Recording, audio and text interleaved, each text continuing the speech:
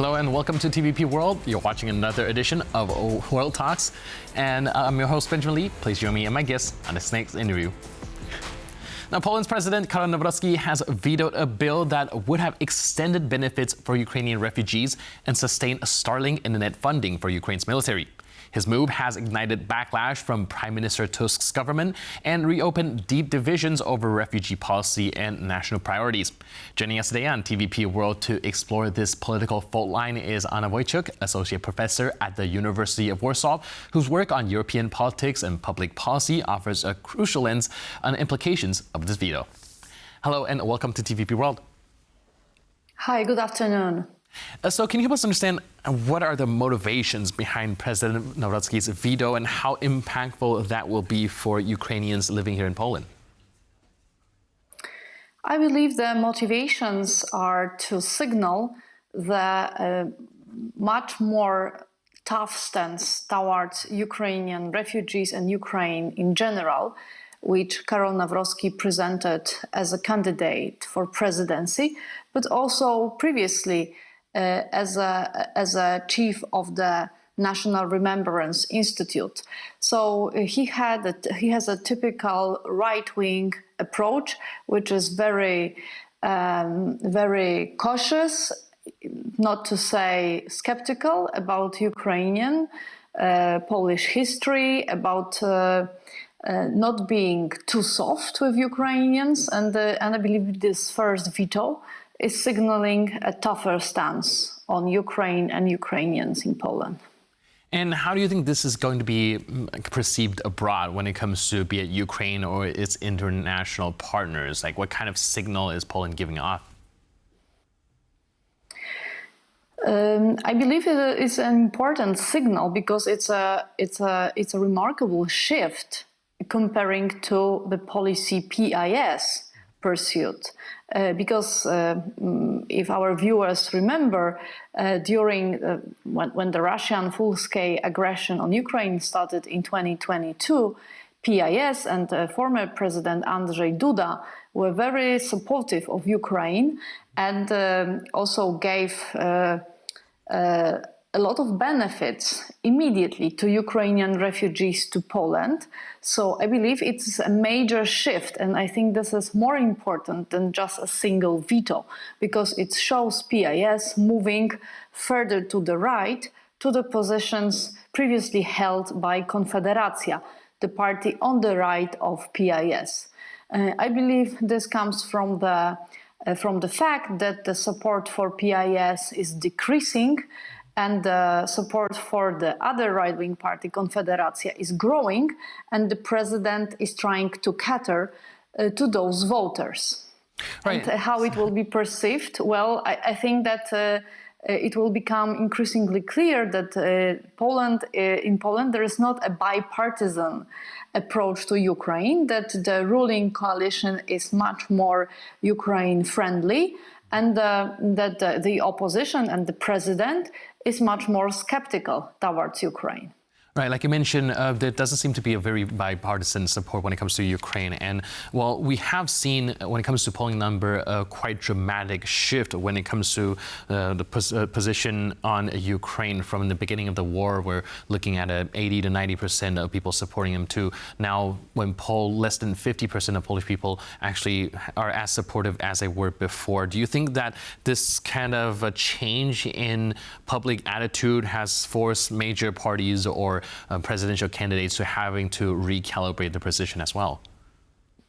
Definitely, and it's worth to remind that this is this idea of limiting access to child benefits for Ukrainians in Poland, Ukrainian refugees in Poland who do not work. This was the idea of Liberal candidate Rafał Trzaskowski, who was the first who tried to cater to the voters who were skeptical, increasingly skeptical about the benefits Ukrainian refugees receive in Poland.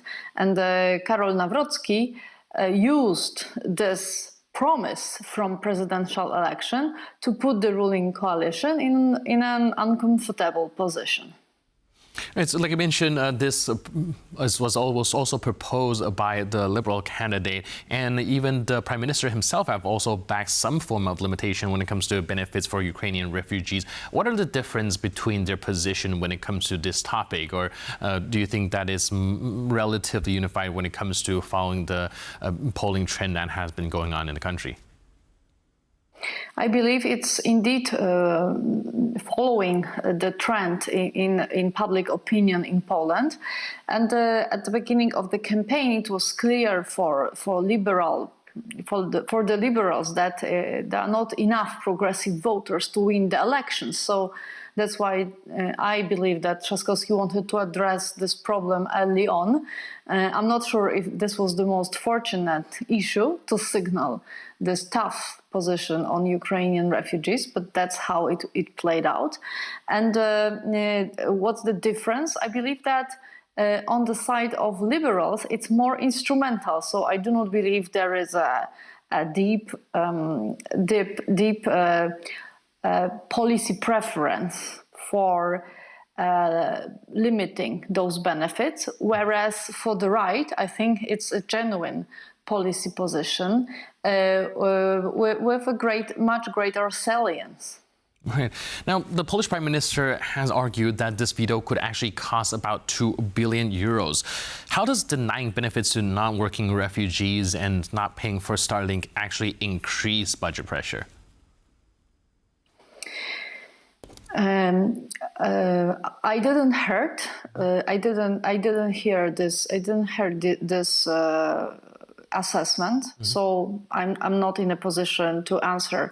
I think that what is frequently discussed in Poland is how much those Ukrainians who work, how much they contribute to Polish social security system and tax system, and I believe they contribute 5 times more than Ukrainian refugees receive from those child benefits. So perhaps this assessment comes from the fact that the veto can block access of Ukrainians to the Polish labor market, and we have 800,000 Ukrainians who are employed in Poland. We are not counting those who have their own businesses in the statistics. And in upcoming month, it will be very hard for entrepreneurs to figure out how they can be employed. So I believe this is where this calculation may come from. Right. We're also looking at the situation when it comes to funding for Starlink. Now, people have been sounding off the alarm that if this veto comes to fruition, there will be no legal basis to pay for the internet service. But the president also says he is proposing an alternate bill that could restore Starlink funding. Do you expect the parliament to support this path instead? I believe that the government will be reluctant to support bills proposed by the president. I would rather expect the government or the parliamentary majority to proceed their own projects and persuade president to support them. Yes, with the Starlink deal, it's not that much money because it's only, as far as I know, $50 million per year, which is not a lot from the point of view of the scale of budget. So I think that Poland will find a way to prolong this support, because I think it was something which resonated with the public, especially when Radosław Sikorski was discussing it with Elon Musk. This is something Poles know about, and I think that in general there is support for that. So I also believe that Ukraine would find other ways of financing it in case of Poland refusing to continue this kind of support. However, in my opinion, Poland will be willing to continue this program. Now, I'm also curious how much of this debate is actually driven by genuine fiscal policy and how much by domestic politics ahead of future elections, especially when it comes to this Starlink stuff. The president would veto the current bill and then propose his own. Do you think a lot of it also have to do with attempting at claiming some sort of victory for the upcoming elections?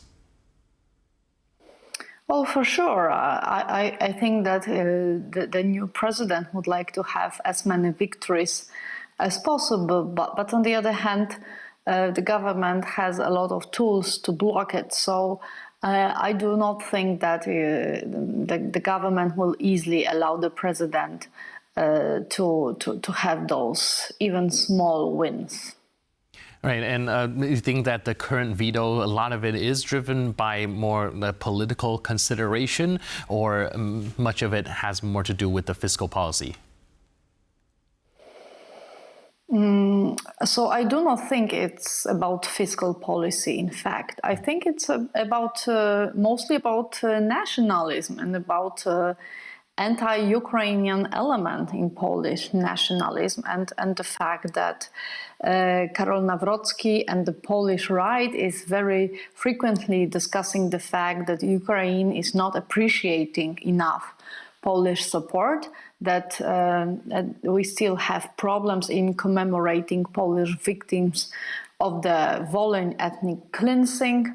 So I think that Karol Nawrocki is using his veto power as a leverage to show that those topics are not forgotten and that there is tit for tat. I think it's a major issue in Polish-Ukrainian relations from the point of view of Poles, which is, I do not think it's as much appreciated in Ukraine, how much the topic resonates in Poland. Right. Do you think that this kind of talking points have a widespread appeal in the country? Do you think that's effective enough for ongoing, campaign or political spat, or it might backfire?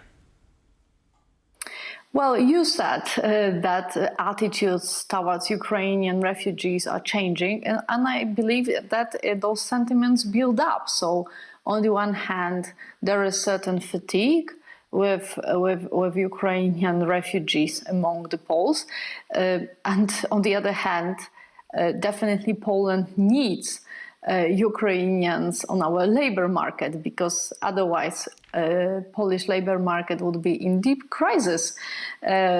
So there are many branches of industry which would be very hard to sustain without Ukrainians. So it's contradictory, and it's very typical for populist narratives that on the one hand there is policy rationale, which says that actually those people really contribute to Polish economic development, they contribute to Polish budget, social security system. But on the other hand, there is, on the individual level, there is certain fatigue, there are populist narratives, and of course the historical context is being mobilized in order to add to this narrative that not only we are tired, not only, of course, I'm quoting the right-wing politicians, not only Ukrainians are getting here, this is what the right says, better treatment than Poles, which I think it's an undocumented claim. It's not factually correct, but that's how it's being presented. And still, we cannot get even this historical justice as the right would frame it. So definitely a lot to unpack here. Thank you so much for helping us understand this topic a little bit more, and really appreciate it. Thanks for bringing this on TVP World. My pleasure. Thank you so much. Cheers. And thanks for tuning into this edition of World Talks. But for more news, update, and commentary, please stay tuned to TVP World.